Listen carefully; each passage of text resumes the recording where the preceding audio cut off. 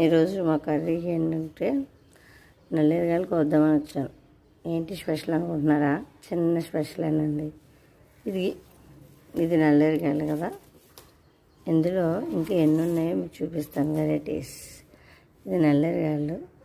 మా పిల్లలు ఆడుతూ పాడుతూ వేసిన టమాటా, ఖర్జూరం, శంఖం పూల చెట్టు, పుచ్చకాయ పాదు.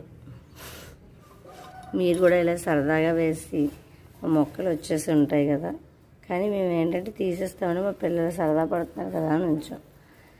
మీకు కూడా ఇలా జరిగిన ఎక్స్పీరియన్స్ ఉంటే ఒక కుండీలో ఎన్ని నల్లేరుగాయలు 1 2 3 4 5 ఒకటే గుండి 5 మొక్కలు. బాగుంది కదా. పుచ్చకాయ పాదు అయితే చూడండి ఎంతవరకు వచ్చిందో.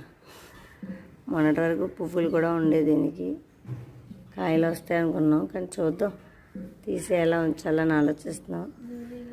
థ్యాంక్ యూ సో మచ్ అండి. మీరు కామెంట్ చేయండి, మీలో కూడా ఎవరైనా అనుకోకుండా వేసినవి వచ్చేసినాయి ఆ మొక్కలు అనేవి.